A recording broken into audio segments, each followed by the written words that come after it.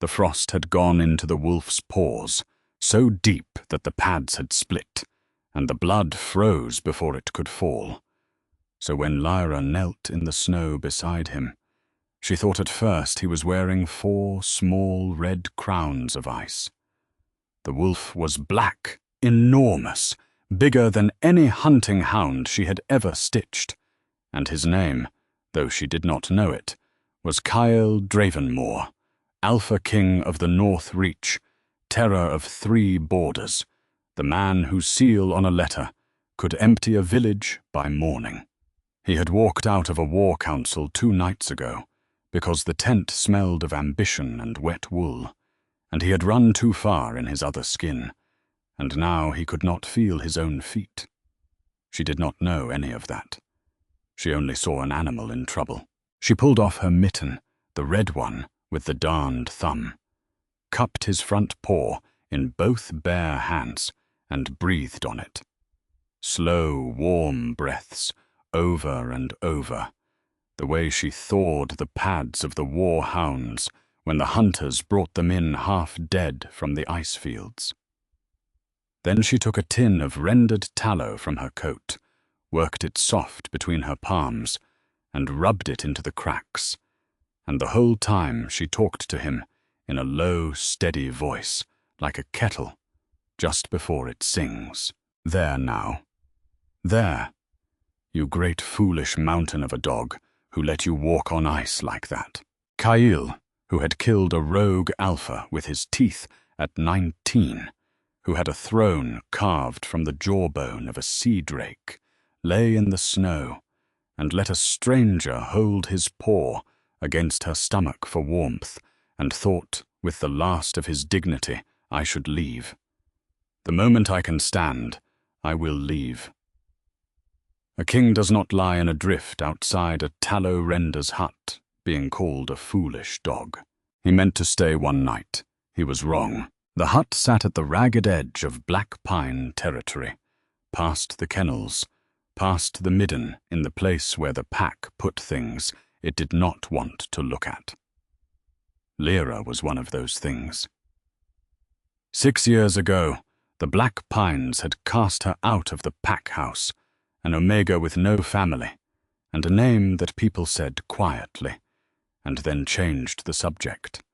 And now she stitched torn hounds for hunters who left coins on her fence post so they would not have to hand them to her, and she rendered tallow in a black kettle behind the hut, which is why she washed every night with lavender water, scrubbing her wrists and her throat, so that under the fat smoke and the dog smell there was always that one clean note of lavender, faint and stubborn, like a woman insisting on herself. She got the wolf inside by bribery, a strip of dried venison held just out of reach. 1 step, another step.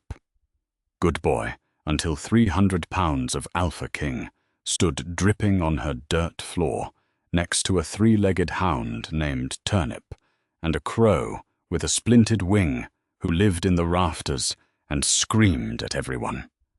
The crow screamed at the wolf. The wolf looked at the crow the way a king looks at a councilman.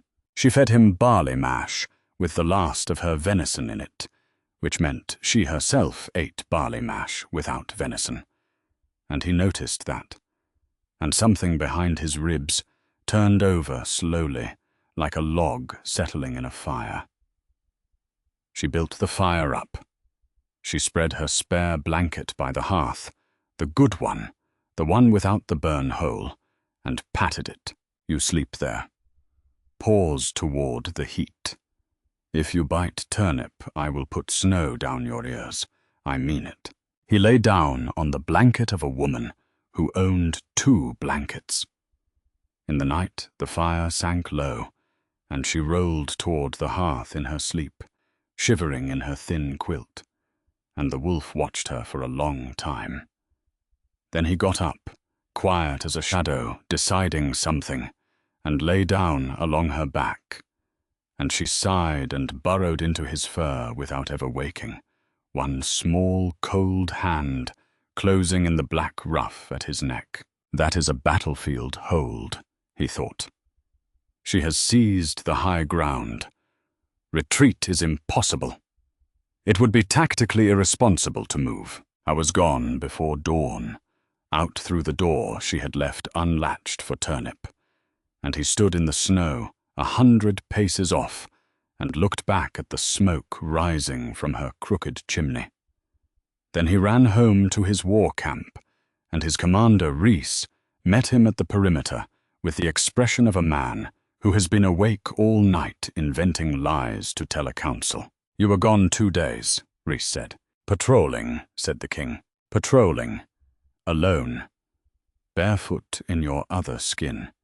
In a blizzard." "I am very thorough," said the king, and walked past him, and Rhys looked down and saw that his Alpha, the Frost of the North, the man who had not smiled at his own coronation, was trailing the faint smell of lavender and cheap tallow, and wisely said nothing at all. I went back the 3rd night. This was, he told himself, a security matter.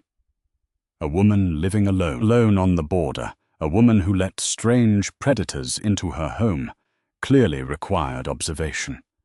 He observed her from the tree line for an hour, standing in the falling snow, until she came out to bring the kettle in, and saw the huge black shape at the edge of the light, and put her hand on her hip. "Well," she said, "are you going to lurk out there like an unpaid tax, or are you coming in?" He came in.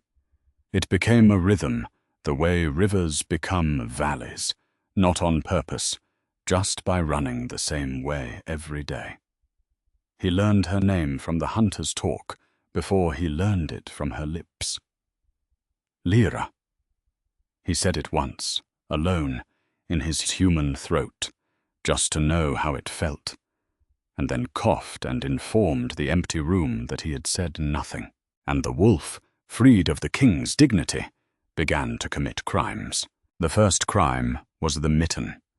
The red mitten with the darned thumb, the one she had pulled off to warm his paws that first day. She looked for it for a week.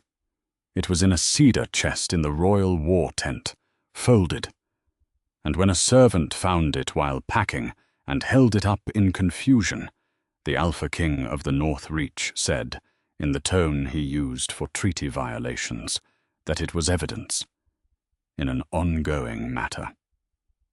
Put it back. The second crime was restitution, or so the wolf classified it. She had fed him her venison, so one evening he arrived carrying an entire snow pheasant, laid it on her doorstep, and sat back with the modest air of a wolf who does not need to be thanked, but would not stop her. She laughed until she had to hold the door frame. She roasted the pheasant and gave him half, which defeated the entire purpose, and he ate it anyway, because she watched him with her chin on her fists and her eyes bright, and a man will eat his own gift twice for that. The third crime was the laundry. She strung her washing on a line between the hut and the render shed, and among the patched aprons and boiled rags hung her one good thing, a shawl, lavender-grey wool, soft as ash. It smelled of her. The wolf reasoned as follows. The wind was strong, the line was old, the shawl was in danger, and confiscation is a form of protection. Rhys found it in the king's bedding 2 days later, while searching for a missing map, and lifted it with 2 fingers, and the king said, without looking up from his correspondence, that winters were cold, and that if Rhys mentioned this to the council, he would be reassigned to the fish tithe. The fourth crime had no defense at all. It was the bed. She had stopped making him sleep by the hearth, somewhere in the 2nd week, because he simply waited until she slept and migrated, glacier-like, an inch at a time, until one morning she woke with a wolf's head, heavy on her stomach, and Turnip squeezed against the wall, looking personally betrayed. After that, she gave up and lifted the quilt when he scratched at it. She slept with her back against his ribs, warmer than she had been in 6 winters, and told herself it was practical, and he lay in the dark listening to her heartbeat slow, and the man inside the wolf said, "This is beneath you," and the wolf inside the man said, "Then kneel," and the wolf, as usual, won. The near disaster came in the 4th week, and it came wearing his own crown. Word had gone through the kennels that the king himself was bringing his war wolves down from the ice fields, 40 veterans of the border campaign, and that their paws were ruined, frost-split, some pads black, and that the black pine hound masters had refused the work because war wolves in pain will take a hand off at the wrist. And so a runner came at last, reluctantly, up the path no one liked to walk, to the hut at the edge of things, and told the tallow woman she was summoned.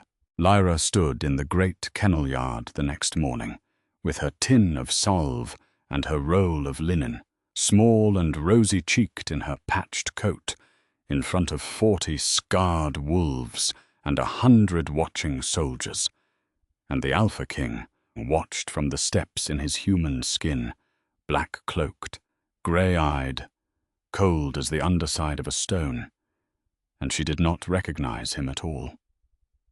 Why would she? Kings do not lie on hearth blankets. Kings do not steal mittens.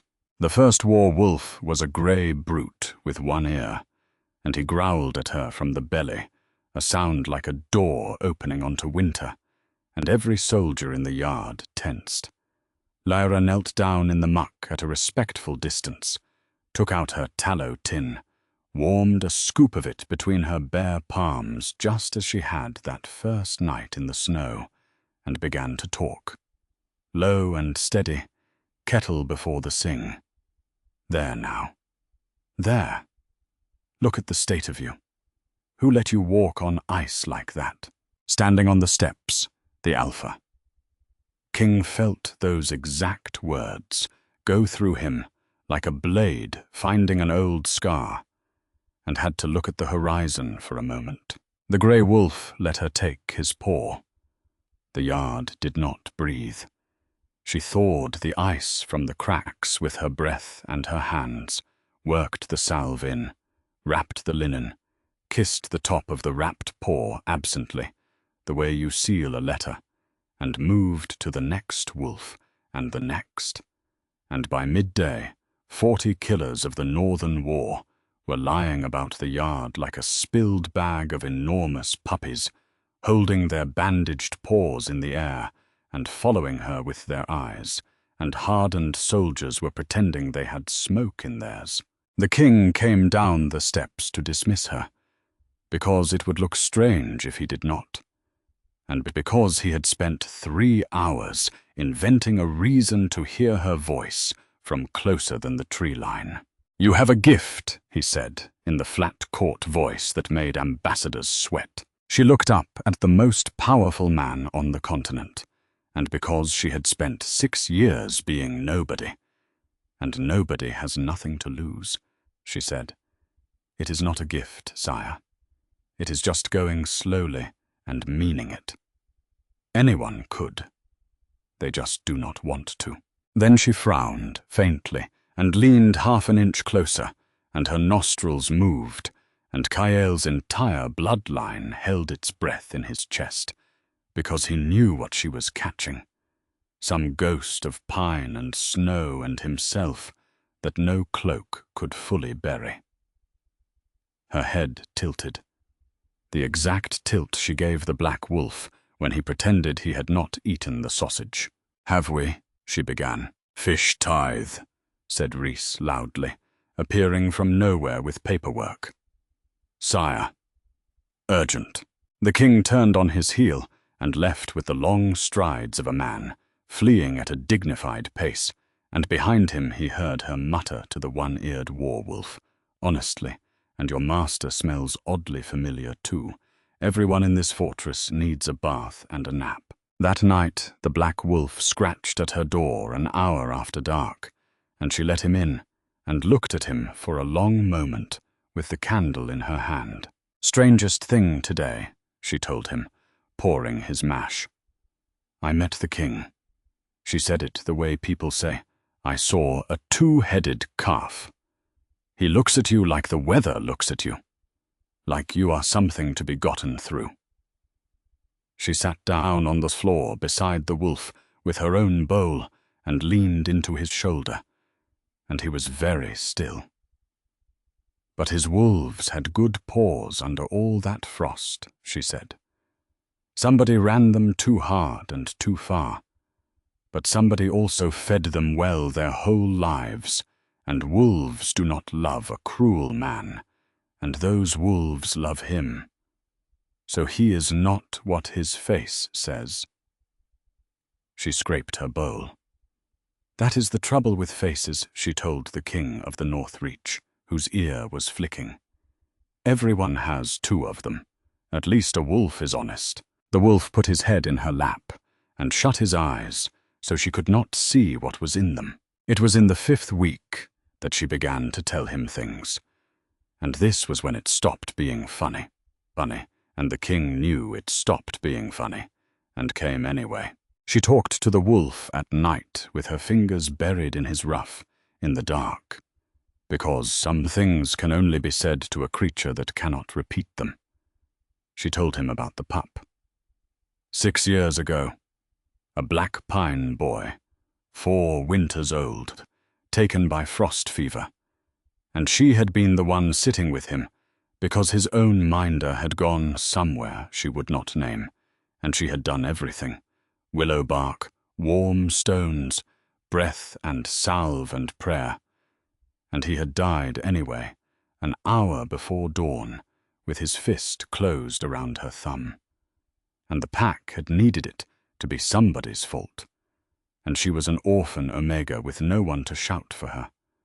And Elder Corvin had stood up at the hearing with his grey braids and his grief-hollowed face and said her name, and that had been that.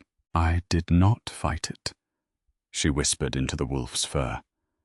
His voice was so tired when he accused me. His son had just died in the war. Did you know that? The whole family, one autumn, the boy and then the son. I thought, let him have someone to blame. What does it cost me? Her laugh came out wrong. It cost me everything, as it turns out. But I was 19, and I thought grief was owed whatever it asked for. The wolf lay rigid under her hands, and inside him the king was very quietly rearranging his plans for the Black Pine Pack, its elders, its hearings, and its archives, in the way that avalanches quietly rearrange mountains. "You are the only one who knows that," she told the wolf, and kissed the top of his head. "Do not tell the crows." And then, because the world does not let anything stay soft for long, came Thomas, and after Thomas, Lady Maren. Thomas was the new hound master's boy, 20 summers, freckled, built like a friendly fence post, and he had watched Lyra handle 40 war wolves and fallen into the kind of love that brings baked goods. He came up the forbidden path with honey bread, wrapped in a cloth, and he mended her fence without being asked, and he laughed at everything she said, including the things that were not jokes, and he was, the king was forced to conclude from the tree line, standing in the snow with the falling flakes, hissing faintly on his shoulders, entirely unobjectionable, kind, suitable, her own age. A man who had never lied to her, never worn 2 faces, never stolen so much as a mitten.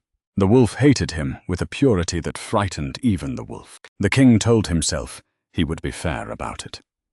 He was fair about it for 4 days. On the 5th day he walked through the kennel yard in his human skin and found Thomas leaning on Lyra's fence post at the bottom of the hill, far below, barely visible, tucking a sprig of winter jasmine into the wire, and the king, that afternoon, reviewing the garrison rolls, discovered with genuine surprise that his own hand had already written Thomas's name on the list for the honor guard posting at the southern citadel. 800 miles away. Prestigious. Career-making. Warm climate. He stared at the list for a long time. Rhys stared at him, staring at it. "It is a promotion," said the king. "I said nothing," said Rhys. "The boy has talent. It is a reward." "Sire," said Rhys, "you have crossed his name out and rewritten it twice, pressing harder each time." The parchment is torn. The king crumpled the list and burned it, and hated himself. And that night the wolf brought Lyra 2 pheasants, aggressively, and lay across her feet like a border wall. Lady Maren of the Silver Pines arrived the following week with a column of silver banners and the council's blessing, because the North wanted an heir and a treaty, and she was both in one tall, elegant package. She was beautiful the way winter light is beautiful, precise and without warmth, and she took one look at the Frost Country fortress and began correcting it. She corrected the seating. She corrected the guard's posture. She encountered Lyra in the kennel yard, took in the patched coat and the tallow smell, and the way the war wolves rose and drifted toward the small woman like iron filings, and said, "Cool as a knife on glass, I see the North lets its renderer touch the king's wolves. In the Silver Pines we are more careful with valuable things. They let me touch the valuable things because I do not drop them," Lyra said pleasantly, and went on wrapping Paws. And behind her, Lady Maren stood very still with 2 red spots on her cheekbones, and 30 feet away the king, who had heard every word, developed a sudden and consuming interest in the treaty's exit clauses. But here is the thing that no one saw, except one person.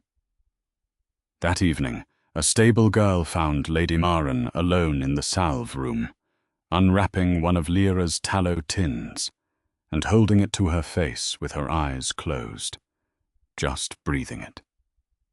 Frost salve, tallow and pine tar and yarrow, the exact recipe. And when the girl made a sound, Maren set the tin down as if it burned and said, in a voice with all the polish gone out of it, "My mother made this, before the war. She would do our paws by the fire when we were small, my brother and me." I had forgotten the smell entirely. Then her face closed like a shutter, and she swept out, and she was cold at dinner, colder than ever. But she never spoke against the tallow woman again, not once, not even when speaking against her would have been useful.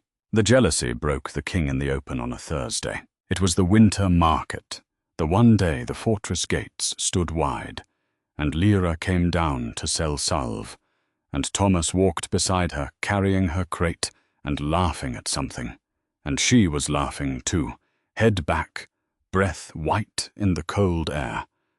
And the king was on the wall reviewing the watch, and he saw it, and something old and wordless stood up inside him and put its hackles through his composure. He was down the stairs before Rhys could speak.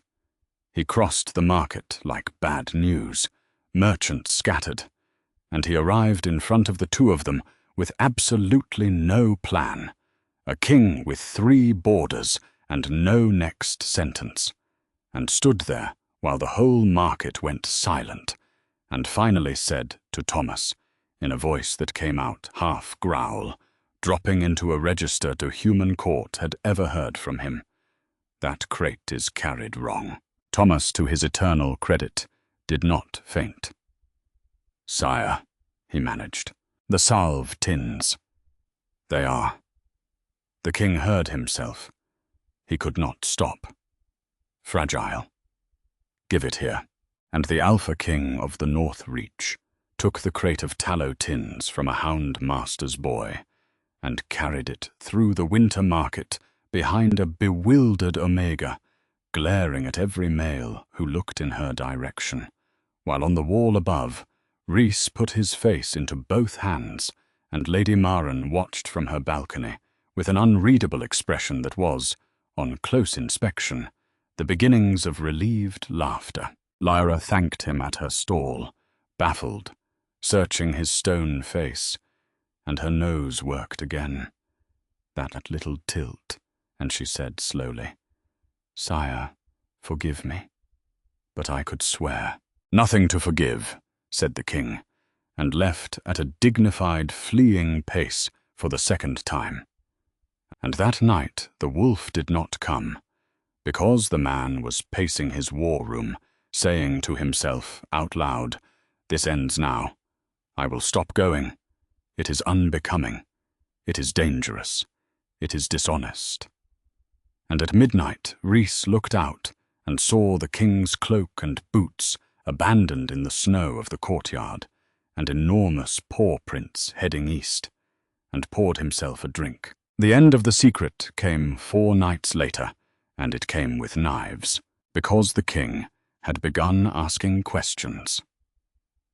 Quiet ones through Clark's, about a 6-year-old frost fever hearing in the Black Pine records, and quiet questions echo loudly in guilty ears. Elder Corvin heard that the Crown was pulling the old files, and Elder Corvin, who had spent 6 years keeping his dead son's name clean, because the minder who abandoned that sick pup, the one Lyra would not name, had been his boy's young widow, his last living tie to his son, panicked in the way of old men who have only one thing left to protect. He did not order what happened next. He said only, to 2 rough cousins over ale, that the tallow woman at the border had already destroyed one family, and now meant to dig up the dead, and that someone ought to frighten her off north before she did. He told himself frighten. Men who tell themselves frighten send men who do not. They came at moonset, 3 of them, and they were not gentle men, and they put a torch into the render shed, first, so the light and the smoke would drive her out the front.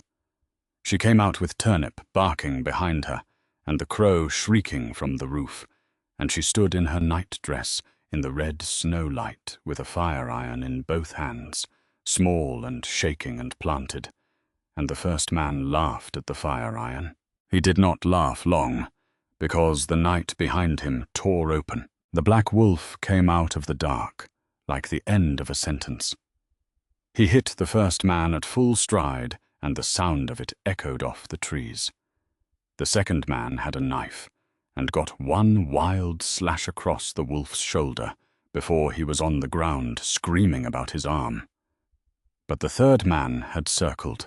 The third man was already behind Lyra, and the wolf saw the blade at her back across too many yards of snow, and there was no wolf's leap fast enough, but there was a king's voice, a command voice, an alpha voice that could stop a charging line, and so between one stride and the next, the wolf stopped being a wolf. The change ripped through him in the open firelight, black fur to bare skin, and the Alpha King of the North Reach rose out of the snow in front of the third man, and said one word, "Down," with the whole weight of the North in it, and the man's legs simply quit, and he was on his knees in the drift before his knife finished falling.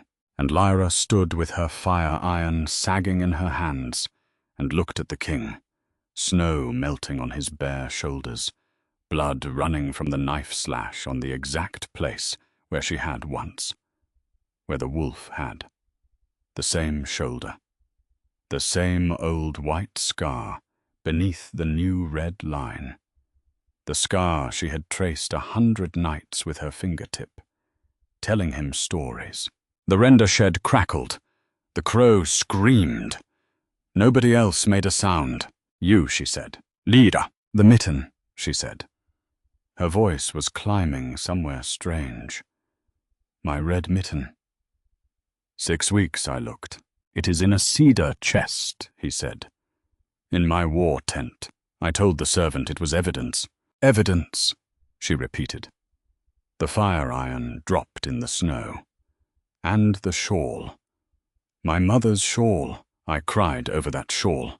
I thought the wind took it. I took it, said the king of the North Reach, standing bleeding and bare in the snow before her, while his soldiers, arriving now with torches, dragged the attackers away, and pretended with tremendous discipline to be deaf.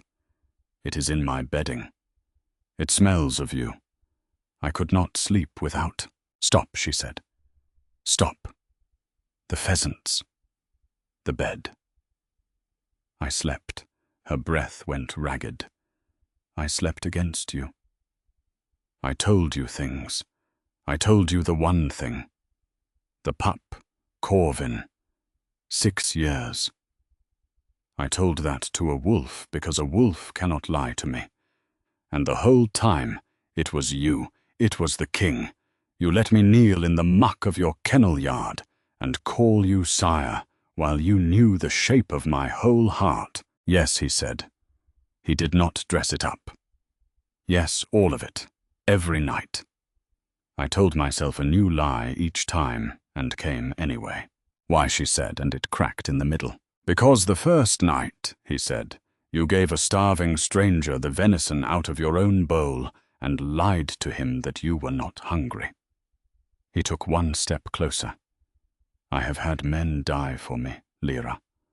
I have never once had someone go hungry for me, without knowing who I was. I meant to stay one night. She looked at him for a long time, this small, rosy woman in a nightdress in the snow, and every soldier present would swear afterward that the Alpha King flinched when she picked the fire iron back up. But she only pointed it at her own door.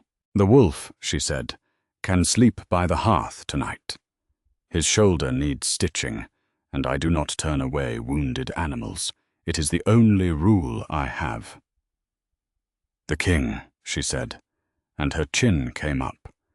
The king waits outside, however long it takes. I am not done being lied to yet, sire. I need to walk all the way around it and see the size of it. And that is how the border patrol, near dawn, found the Alpha King of the North Reach, standing motionless in the falling snow outside a tallow render's hut, cloaked now, crowned in white, 3 inches of snowfall on his shoulders, because he would not even brush it off, watching her window. Rhys came at first light with hot wine, and stood next to him in silence for a while. She stitched the wolf, Rhys observed, bandaged him, fed him, then made him leave and stand out here as the man. Yes, said the king, snow sliding off him as he breathed. She is making you be both at once, accountable in both skins. Yes, said the king, and there was something in his voice Rhys had never heard there, under the exhaustion. It sounded like respect. It sounded like a man standing in the exact center of where he wanted to be. The door opened at sunrise. She stood in it with her arms crossed, looking at the snow-covered king, and behind her, Turnip pushed past her ankles and hopped down the step and sat on the king's boot, which undid something in her face against her will. You stood there all night, she said. You slept against my back for 5 weeks, not knowing, he said. I can stand in snow for 1 night knowing. It is not even close to even. It is a start, she said. Come in before you frost your paws, you great foolish mountain of a dog. I have questions. There will be many. Some of them are about the pheasant. The reckoning came within the fortnight, in the great hall of the fortress, because Elder Corvin, cornered by the reopened records, made his last throw. He came before the assembled packs, grey braids, grief-carved face, and demanded the old judgment stand, the exiled Omega guilty then, guilty now, unfit to stand at any hearth in the north, let alone. He did not finish the sentence. He looked at where she stood beside the throne steps and could not finish it. It was Lady Maren who ended it. She rose from the treaty seats, tall and cold and precise, and said that she had examined the archived healer's notes from 6 years ago, as her house's physicians were the finest in the Silver Pines, and she had nothing better to do in this frozen fortress. The pup had died of frost fever in the 8th hour, she said. No craft known could have saved him past the 3rd. The notes recorded that the accused had been called in during the 6th hour.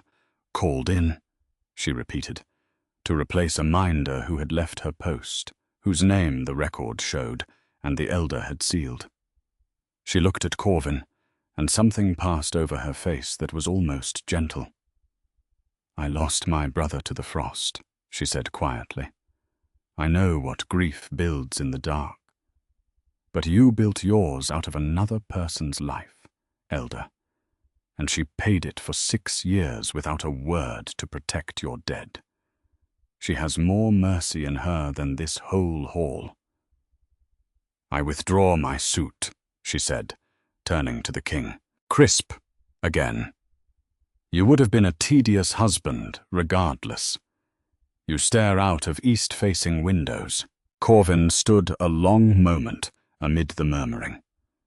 Then he looked across the hall at Lyra, and the old man's face came apart all at once, like river ice, and he said, to her and no one else, "He had your thumb in his fist when he went. My grandson. They told me that. I could not carry it, so I gave it to you to carry." And he took the elder's chain off his own neck with shaking hands and set it on the stones and walked out of the hall into exile before any sentence could be spoken, and Lyra watched him go and did not cheer, and neither did the king, because they both knew what it was to carry something for the dead. Then the Alpha King of the North Reach stood up from the jawbone throne before every assembled pack of the North, walked down the steps, and knelt, actually knelt, armor and all, in front of a small Omega in a new grey dress who still smelled faintly of lavender under everything. And the hall went silent as deep water. "You all know me as one thing," he said, and his voice carried to the doors. "She knows me as two, and holds me to account as both, and fed me from her own bowl when I was nothing but teeth and frostbite in the snow." He took her hand. "She is mine," he said, and the growl under it raised the hackles of every wolf in the hall, "and I am hers," and the second half of that sentence said no Alpha King in living memory, ever. And the roar that went up shook frost from the rafters. She leaned down close to his ear, in the middle of all that thunder, and only he heard her say, I want the mitten back at the wedding, in front of everyone. You will explain the evidence." "I accept these terms," said the king. Deep in the following winter, on a night when the storm walked the walls of the fortress and the fires burned high, the Queen of the North Reach sat on the floor of the royal chamber, because she still preferred floors, with her back against the bed, and a great black wolf stretched across the rug, with his head heavy in her lap. On the mantel above them sat a red mitten with a darned thumb, displayed on a small silver stand like a relic of war, next to a jar where a fully recovered crow was hiding stolen buttons. Turnip snored in the actual royal bed, in the center, diagonally. She had his forepaw in both hands, working warmed tallow into the pads with slow circles, though there was no frost in them now, and had not been. For a year, and she did it anyway, every storm night, and he let her, every storm night, and neither of them ever suggested stopping. "There now," she murmured, kettle low, and traced the old scars one by one with her thumb. "This one from the border war. This one from the fence wire, you liar. You told Reese it was a bear." this one from the night you stopped being a secret. She bent and kissed the top of the wrapped paw, sealing the letter. The wolf's tail moved once, twice against the stones. Outside, the snow came down on the north, on the kennels, where 40 war-wolves slept with their paws in the air, on the long, dark pines, on a crooked hut at the edge of the old territory where the chimney still stood. And inside, the most feared creature on the continent shifted, sighed hugely, and pressed his nose into the palm of her hand, and she laughed low in the firelight and let him keep it there.